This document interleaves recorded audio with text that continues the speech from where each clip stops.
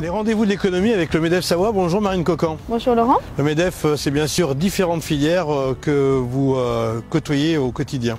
L'agroalimentaire est une filière importante au MEDEF Savoie. Nous avons beaucoup d'adhérents qui font partie de ce secteur d'activité. J'avais envie de vous en parler.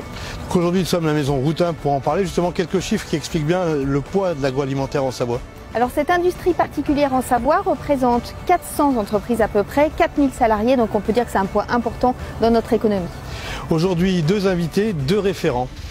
La maison Routin avec Monsieur Couillou et les cafés Follier, Bernard Follier.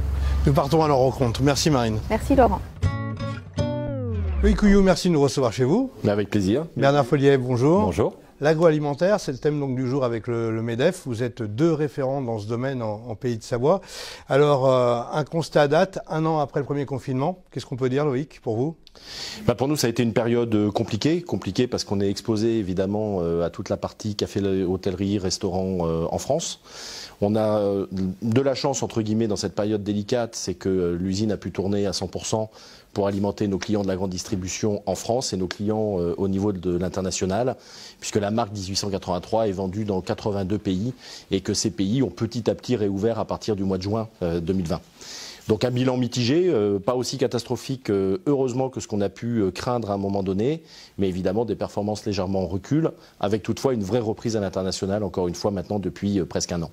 Bernard Follier, pour vous, ça s'est passé comment cette année symbolique et compliquée ? Alors c'est une année très compliquée. Pour reprendre un peu la genèse de l'entreprise, moi j'ai démarré il y a déjà de nombreuses années et on avait un impératif, c'est qu'il fallait qu'on se sorte absolument de notre département, des deux départements où on était implantés. Et on trouvait que la stratégie, c'était de devenir national. Et en plus de ne pas être trop dépendant de la grande distribution et de trouver plein de clients. Donc depuis une dizaine d'années, on a enrichi notre portefeuille de clients jusqu'à 20 000 clients individuels. Et on n'aurait jamais imaginé que le gouvernement allait nous enfermer 15 000. Donc aujourd'hui, nous nous retrouvons avec une difficulté terrible, c'est que nous ne faisons pas plus de 30% de notre chiffre d'affaires, puisque sur 20 000 clients, on en a 15 000 de fermés. Et on se retrouve avec des forces de vente à la maison, avec une unité de production qui tourne au tiers de ses capacités, et une attente légitime en disant vivement que ça reprenne. Et avec malheureusement un déficit chaque mois de trésorerie. Et j'ai coutume à dire, puisque j'ai été reçu récemment par la communauté bancaire en disant où est-ce que vous en êtes, j'ai coutume à dire en plaisantant, eh bien chaque mois on perd l'équivalent d'un appartement à Val d'Isère et on en est au deuxième étage. Donc on ne peut qu'attendre, espérer que ça se termine très vite parce que nos capacités financières ne pourront pas se soutenir encore de nombreux mois ou de nombreuses années bien évidemment. On connaît votre tempérament d'entrepreneur tous les deux. Qu'est-ce qu'on fait pendant un an ? On prend des décisions, on vive sur l'économie de l'entreprise, sur le personnel comme vous venez de l'évoquer, mais on se projette quand même sur l'avenir ? Notre premier regard continue à être porté évidemment sur les clients. Alors qu'ils soient à l'international ou en France, qu'ils soient au niveau du réseau on-trade, donc encore une fois tout ce qui est café, hôtel, restaurant ou au niveau des grandes surfaces. Et puis on essaie de développer là où il y a matière à développer. On a été porté sur les marques nationales, sur les marques Fruits et Oasis par le réseau de la grande distribution. En période de Covid, les ventes ont été plutôt bonnes. Il y a exactement un an, on connaissait même des grosses performances en termes de sorties pour les points de vente français. Les enfants étaient confinés à la maison et la belle saison commençait à arriver avec une météo plutôt favorable, donc les ventes étaient plutôt bonnes. On pense à des projets de futur. Encore une fois, on est très exposé à l'international auprès de la communauté des barman et des baristas. Nous, notre métier, c'est de former à l'usage de nos sirops avec du café ou dans le monde du cocktail. Donc c'est de continuer sur cette période à entretenir notre communauté. Donc on a renforcé tout l'aspect digital de l'entreprise et entre autres de la marque 1883. On réfléchit à de nouveaux investissements. On a une école de formation qui va être construite à partir du mois de mai pour sortir de terre en décembre 2021 pour accueillir tous nos barman et baristas du monde entier. C'est près de 2000 barman et baristas qu'on va former dans cette école à partir de 2022. Et puis on pense aussi au futur de l'entreprise parce qu'elle était là avant nous, elle sera là après nous. Puis il y a matière à renforcer soit des partenariats en matière de commercialisation, soit des partenariats en termes de fabrication. Et on réfléchit à la croissance externe, c'est-à-dire à devenir accoupler à notre réseau international de distribution d'autres types de savoir-faire au-delà du sirop. On peut dire que l'international est la bouffée d'oxygène qui a sauvé l'entreprise cette année pour vous? On peut dire que l'international ne s'est pas effondré autant que ce qu'on aurait pu craindre, ce que je vous disais en préambule. La partie GMS a soutenu l'outil industriel. On fabrique pour les grandes marques de distribution françaises et encore une fois aux marques Oasis et Fruits. Et ce réseau-là s'est bien comporté sur l'année 2020. Et d'ailleurs, la tendance est toujours bonne. Il y a un retour à la consommation du sirop à domicile. Donc on continue à en profiter aujourd'hui. Et puis ce qu'on vise surtout avec le redémarrage de l'activité On-Trade France, c'est de redémarrer cette activité française qui aujourd'hui pèse très clairement sur les résultats de l'entreprise parce qu'on ne vend pas de sirop 83 aujourd'hui au niveau du CHR France et ça manque beaucoup et en station et en région mais aussi au niveau national. Et puis on a une distillerie dans notre patrimoine historique de l'entreprise. On est le numéro 1 du Génépi et on fabrique du vermouth, le dernier vermouth de Chambéry à base de vin de Savoie. Et ces produits-là sont complètement à l'arrêt depuis le mois d'octobre et c'est malheureux. Bernard Folliet, votre feuille de route 2021-2022, vous l'estimez, vous le voyez comment? Nous, on a toujours été en croissance. On a dû reprendre une trentaine de sociétés en 30 ans, donc nous connaissons la croissance. Juste avant le Covid, on était sur la reprise d'une très grosse affaire qui faisait pas loin de 700 personnes en reprise, donc d'une nouvelle société. Donc on était parti sur d'autres projets. Bien évidemment, ça a été stoppé, puisque c'était une activité qui était connexe aussi au café, hôtel, restaurant. Et aujourd'hui, pendant ce temps où on est tous arrêtés, on regarde ce qu'il faut faire, eh bien on fait un point zéro sur l'entreprise, on fait un point zéro sur notre management et on se dit qu'est-ce qui marche pas et où est-ce qu'on peut encore performer. Et c'est l'effort que l'on fait actuellement, c'est l'effort où on rassemble nos cadres et on leur dit on a sûrement plein de choses à voir. C'est le moment ou jamais de faire de la formation, c'est le moment ou jamais de reposer notre modèle économique. Parce que nos clients, pendant ces 8 mois où ils vont être confinés, eh bien aussi ils ont changé, ils vont regarder aussi la façon de voir comment marche leur établissement, comment ils vont pouvoir trouver de nouveaux consommateurs. Et nous, il va falloir qu'on soit prêts, il va falloir qu'on trouve des réponses. Et l'entreprise de demain, après le confinement, bien sûr qu'elle sera pareille, on aura les mêmes collaborateurs, on aura la même façon de voir les choses, mais on doit leur apporter le petit plus qui va leur permettre de retrouver leurs consommateurs. Et c'est tout l'enjeu de cette période de confinement, c'est de réussir la sortie et de la réussir en apportant encore quelque chose de plus. Le problème, c'est la visibilité, on l'a bien compris. Qu'est-ce que vous pensez de la situation des citoyens, que ce soit des entrepreneurs comme vous, comme de vos salariés? Est-ce que vous pensez qu'on a tout fait pour essayer d'emmener l'agroalimentaire, puisqu'on parle de cette filière aujourd'hui, pour vous aider, pour vous soutenir? Moi, je pense que l'essentiel a été fait de tenir les entreprises et de les supporter pendant un temps au pire moment de la crise. Et il y a eu des aides importantes de l'État sur des entreprises comme la nôtre, sans doute pas suffisantes évidemment, mais on ne fait pas partie des gens non plus les plus malheureux dans cette situation. Ce qui est important, c'est ce que disait et ce que soulignait M. Folliet, c'est-à-dire qu'à un moment donné, on espère tous maintenant un retour rapide à des affaires entre guillemets normales. Ce qu'on voit à l'international, c'est que quand les marchés reprennent, qui commencent à sortir un peu la tête de l'eau de cette situation Covid, c'est que ça reprend plutôt assez fort. Donc ce qu'on peut espérer, c'est que la reprise en France et ici en région, au moment où la météo va redevenir en plus très favorable, va nous aider à revendre du sirop à la fois en GMS et évidemment en on-trade. Donc une reprise plutôt forte, c'est ce qu'on attend. C'est aussi évidemment un point important, le soutien aux restaurateurs.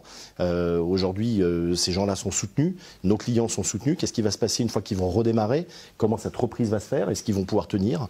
On sera là évidemment pour les soutenir aussi, mais ça va être un vrai sujet. Comment cette reprise va s'opérer. Et puis il y a un point que M. Folliet soulignait tout à l'heure aussi, c'est vraiment le retour aux essentiels dans les entreprises, c'est-à-dire de vraiment se poser la question de mieux faire encore notre métier, d'apporter encore plus à nos clients, qu'ils soient locaux, nationaux ou internationaux, pour que cet épisode qui sera derrière nous à un moment donné soit aussi, entre guillemets, la promesse d'une nouvelle manière de fonctionner sur nos marchés, en espérant être plus fort, plus exigeant. Et je pense que la crise va nous amener aussi à être d'ailleurs plus exigeants.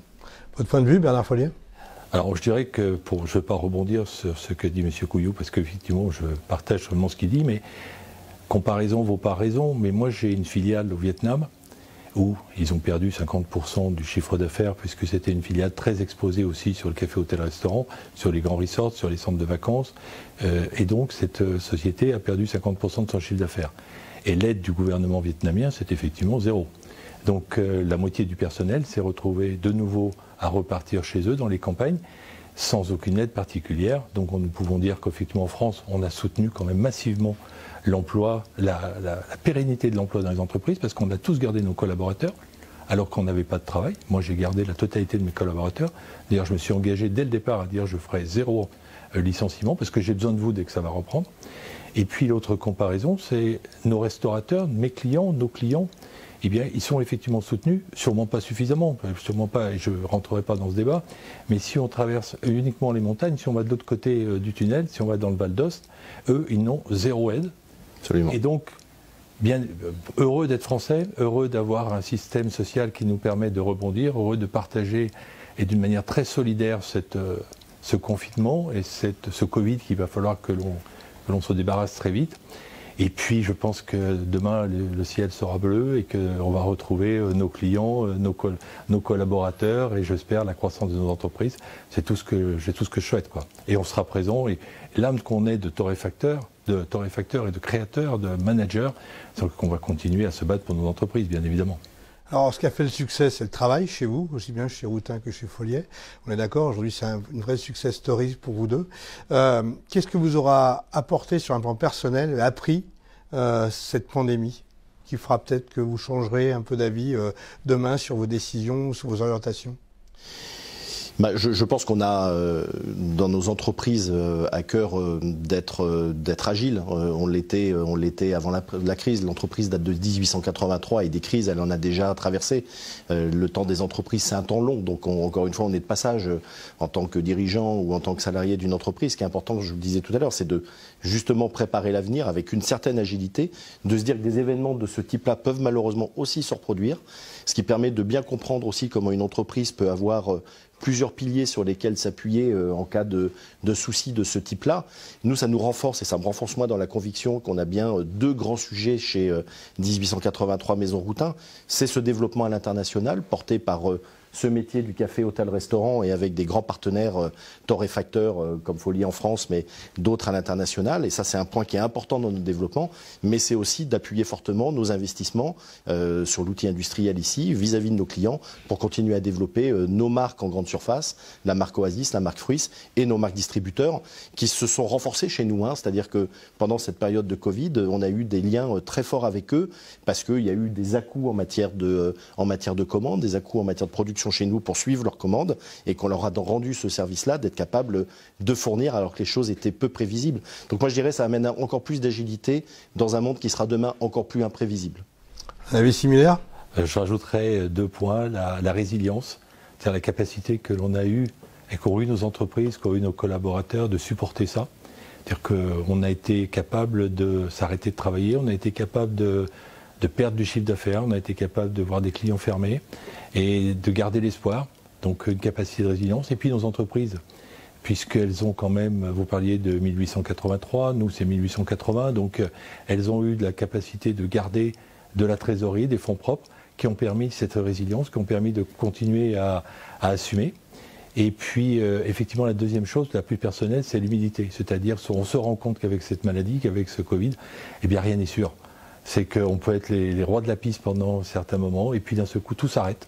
Tous les modèles qu'on avait imaginés en disant on est sûr de nous, parce qu'avec 20 000 clients, comment je peux être faillible ? Mais si tu es faillible, parce que justement, on a essayé de les arrêter, et qu'à ce moment-là, l'humilité, si on ne l'a pas, eh bien, on saute.